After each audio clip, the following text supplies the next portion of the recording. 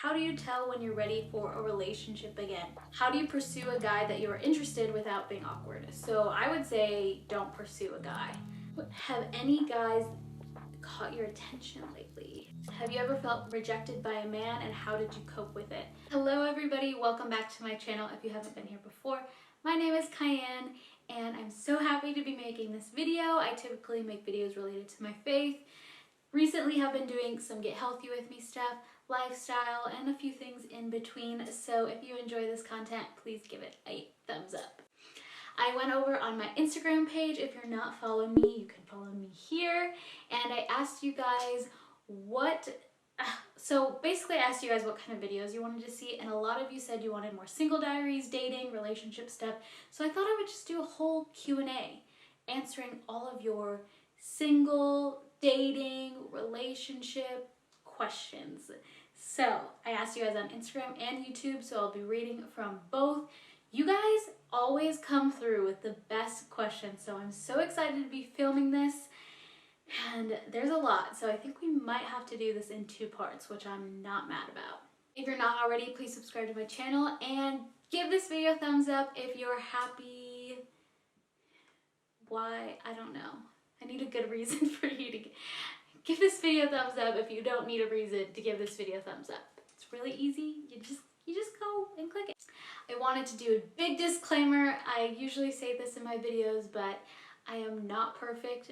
None of my advice will be completely perfect. I am not Jesus. If you guys want perfect advice, talk to him. But I am still growing and changing in my faith. So, you know, if you would have asked me these questions 8 months ago, my answers would have been different, because that's what God does. He changes my heart as I get closer with him, as I know him more, I change. So just forewarning that I am not a perfect person, and neither will all these answers be. First question is, how do you tell when you're ready for a relationship again? Great question. I would personally say that you will know when you're ready when you are no longer craving a relationship, or when you feel truly, completely happy alone and fulfilled alone. I think once you know your worth and completely feel good on your own, you don't get lonely, you're not lusting over people or craving a relationship or desperate for a relationship, I think that's a pretty clear sign that you would be ready to enter one. But everyone's different, so, you know, talk to God about it. I'm sure he will put on your heart if you should move forward in different situations. Okay, next question is, how long have you been single for? And it's crazy to think about, but I believe I just hit a year of being single. And it doesn't feel that, oh my gosh, it's a year. So technically, I broke up with my last boyfriend, I believe it was last October or September. However, we lived together. I don't know if I've really gone into too much in depth in this situation, but yeah, we lived together for a short time. Wouldn't recommend it, but we were living together when I broke up with him. So for about 3 months, we were still October, November, December. Yeah, for like 2.5 months, we were still living together while we were broken up. Yeah, I feel the same way, okay? So it didn't really necessarily feel like I was single until he moved out, which was in December. Do you have believing friends that live in a relationship with sex? If yes, how do you react to it? That's a great question. So yeah, I would say so. I have most of my friends who are believers are married, so they're already having sex. Good for them. And then I have a few people who are just like getting closer to God and learning. And how do I react? I just tell them my experience, and you know, if we have that relationship, I share things with them, I share videos, and it's a slow process sometimes. You know, that is a big one that society tells us is very healthy and necessary and important in relationships. So I think that can take a while for people to you know, feel that conviction from. And you know, to each their own. Everyone has their different pace. I'm going to support them, not necessarily support them having sex, but I'm going to support them and love them no matter what, and just share how it has benefited me and what the Bible says about it. you know, some people can take more than others. I had one friend that I recently got married, and they were kind of in that gray area of not having sex but doing other things. And with her, I was very close with, and I just tried to speak truth because I knew that the devil was really trying to get in their heads specifically. So in some cases, I dive right in and I send them 30 text messages, voice memos, just like really checking in on them and making sure they are where God wants them to be. But other times, I just let God do his thing and, you know, convict them at his timing. So, how to know if a guy is playing you? Well, if you have to ask that question, I would probably steer clear. I never want to date someone who I am questioning, and I think there might be a difference. Like, obviously, I've had cheating in my past, so it can be pretty normal to become very skeptical. So in those cases, you kind of got to check yourself. If you're in a healthy place and you still feel like something fishy's going on, something fishy's probably going on. I've learned that the woman's instinct is a very powerful thing, and most of the times very accurate. So, and you can always just ask him, like, why do we need to figure it out? Why don't we just start asking guys what's going on? How do you pursue a guy that you're interested without being awkward? So I would say don't pursue a guy. Christian women can be a little desperate sometimes. And I don't know, maybe I'm wrong, but the ones I've met, and sometimes me myself, I can come off desperate because we're surrounded by a bunch of women who think that we need to get married ASAP, you know? I would say don't pursue a guy. I would say make yourself available. Put yourself in situations, you know, that he might be at. Show a little bit of interest, but I wouldn't be like chasing him down, texting him, hounding him, asking him if he wants to date you, you know? I just don't think that's the proper way to do it. But I don't know. Who knows what I know? How do you navigate finding the one? What are some of your boundaries when dating someone? So I'm pretty sure I've talked about this before. I don't believe that there is the one. I think we all have free will, and the concept of the one is something that society kind of really made up. Nowhere in the Bible does it talk about having a soulmate or the one person for you. I think we have the decision on who we want to choose for the rest of our lives to be with. And I think in those terms, like, if there was only one person in the whole world that you were supposed to be with, think about it. That would be pretty scary. And then having the one will always give you a scapegoat. So like if you are trying to make things work with somebody, and you could easily be like, oh, well, it's just, this isn't easy, so he's not the one for me. So that's not really healthy because you're kind of opting out instead of taking time to invest and choosing that person. So there is no the one, in my opinion. Boundaries when dating someone. I mean, here's the thing. I haven't really dated anybody in the past year. So my boundaries would be a lot different. Like I said, I used to live with my ex-boyfriend, and I would never do that again. Sadie barks every time I talk about living with an ex-boyfriend. That is a sign. So those are some things I would have to figure out with my next significant other. And I will let you know when we figure those out. I don't have a significant other yet. Sadie, is moving in with the person while dating a good idea? Oh, this lighting. So, like I said, I live with my ex-boyfriend, and we can do a whole video about that if you are curious, but from my personal experience, living with your significant other is not a good idea.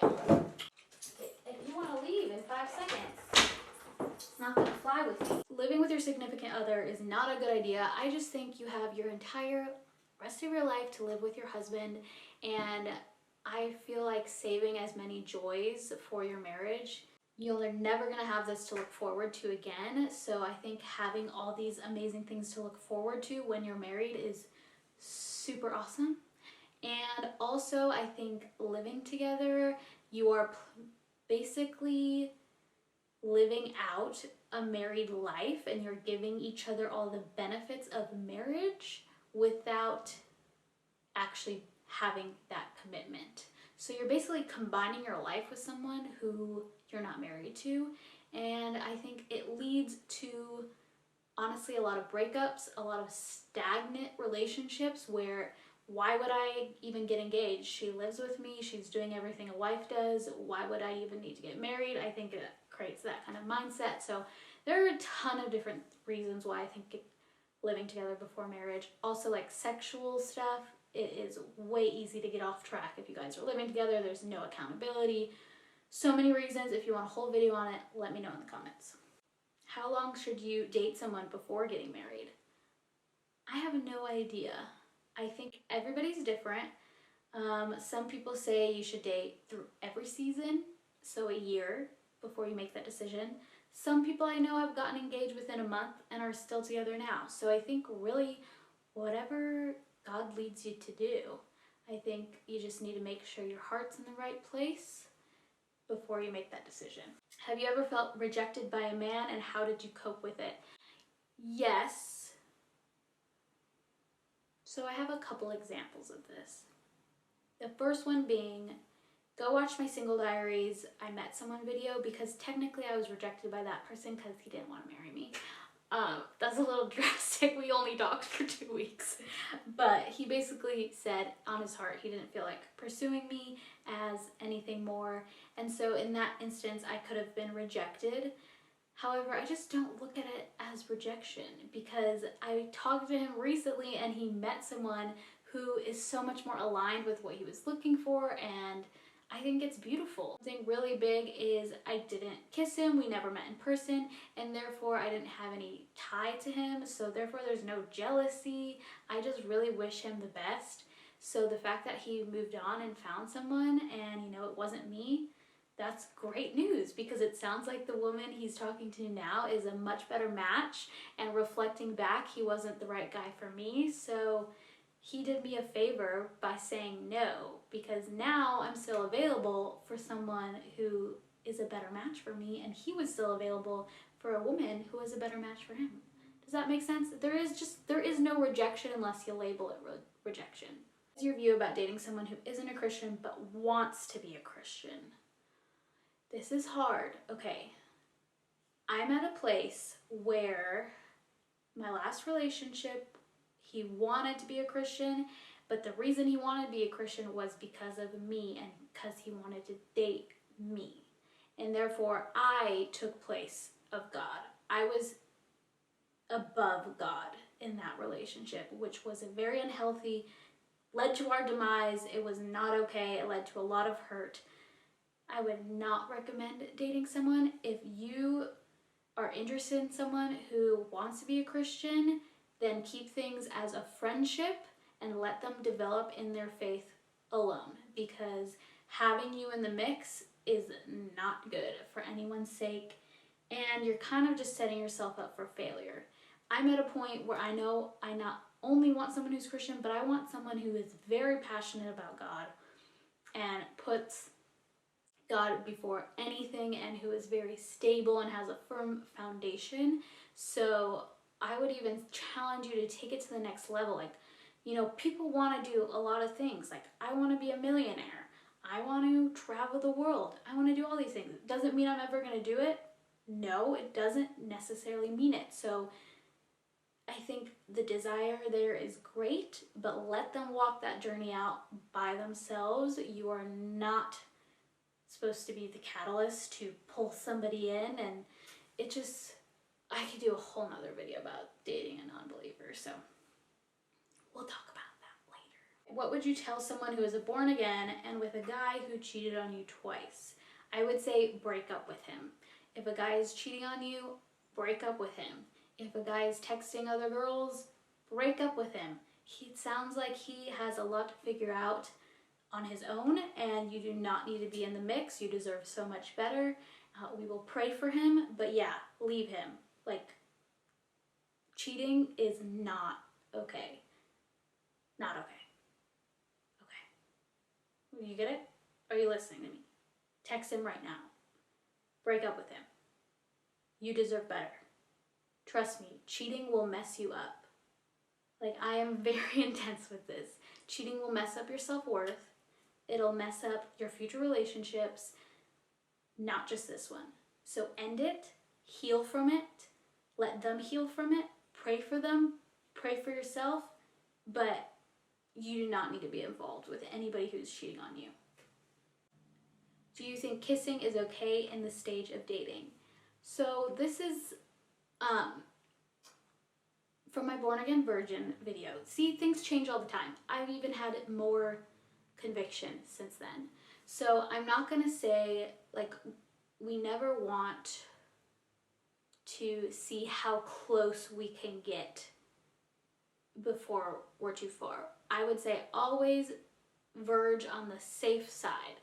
Always verge on the side that's going to be the most pleasing to God. So I don't think we should be testing limits or boundaries like I may have said in my Born Again Virgin video.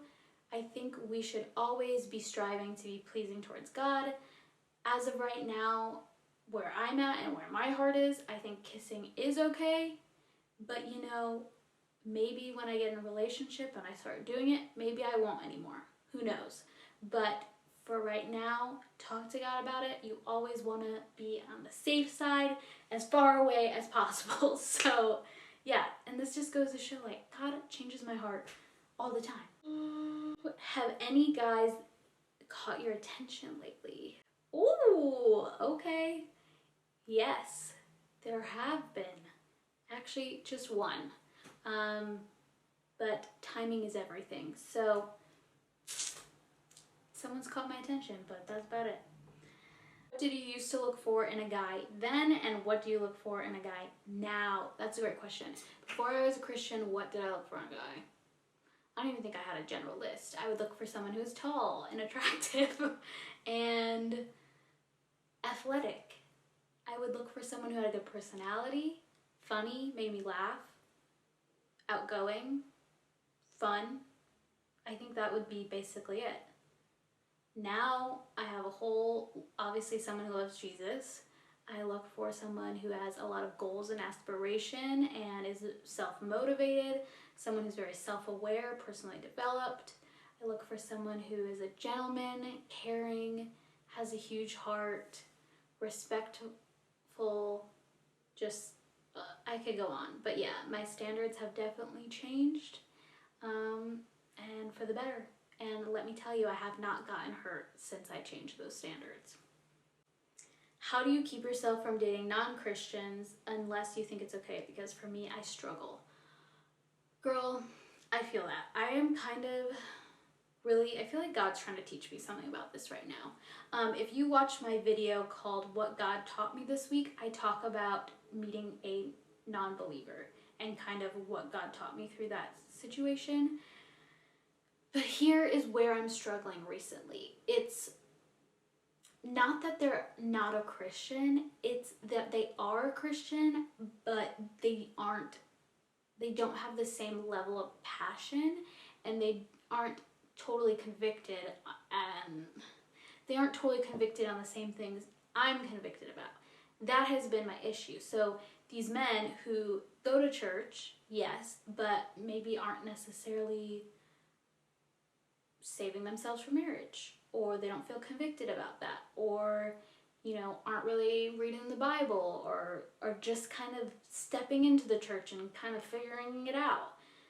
Where is that line with that? That's what I'm struggling with. Like, obviously I want someone who loves Jesus more than me, because a man leads in a marriage, so that's something I should be looking for now. So that is something I'm personally navigating. I think I will make a video about it, because I know, like, I'm not going to date someone who just doesn't believe at all. Do you ever think about who you're going to marry, and if so, does it ever consume your thoughts? Yes, I think about that. And in the past, yes, it has consumed my thoughts, but only because I was hyper-focused on finding a man rather than focusing on myself and how I can better prepare myself for that man. So I think it's just a shift of focus. If you find yourself obsessing over a husband or worrying about it, first watch the video that I will link below. It's called The Right Person Myth, and it talks all about how you need to be the right person that the right person is looking for. So yeah, basically it's like shift your focus on yourself. Are you ready for that man? Are you the best? Like, are you preparing to be that wife? So shifting your focus would be amazing. Another thing that I found helps is to pray for them. So now I just randomly will pray for my future husband. If I get a husband, who knows, could be single the rest of my life. Whatever, Jesus is cool. Jesus is a great boyfriend. Okay, that was aggressive. But yeah, praying for him, doing like little journals about my future husband, I think that's a great way to kind of redirect my thoughts, and knowing that I can put that energy somewhere, and it's to be praying for them and also be focusing on myself instead of caught up in this like, where's my husband? You know what I'm saying? Oh, some things you've learned from previous relationships. I'm gonna do a whole video on that. We will do a whole video on my dating history and all the lessons that we have learned, because girl, I got too many. Being content as a single and how to politely decline guys you know whose focus isn't on God. That is also a great question. I think I'll do another singles diary, because I had to do that recently with 2 guys. Kind of just letting them know that they weren't exactly what I was looking for. So I will do a whole video on that, but for now I will leave you with this. Always be encouraging. Never try to make them feel like they're not enough. Just express what's really important for you. Yeah, we will talk. I will literally give you the whole spiel that I gave the one guy. So, okay guys, that is where I'm going to finish this video off. We will do a whole part 2 because I have a ton more questions to answer. If you like this video, please give it a thumbs up, subscribe to my channel, and turn on post notifications, and follow me on Instagram. Okay, yay, great. So glad we got to do this. See you later. I'm in a weird mood. Okay, let's go. I'm not in a weird mood. I'm just weird, and it's fun and it's cool to be weird. Okay, see ya. Love you.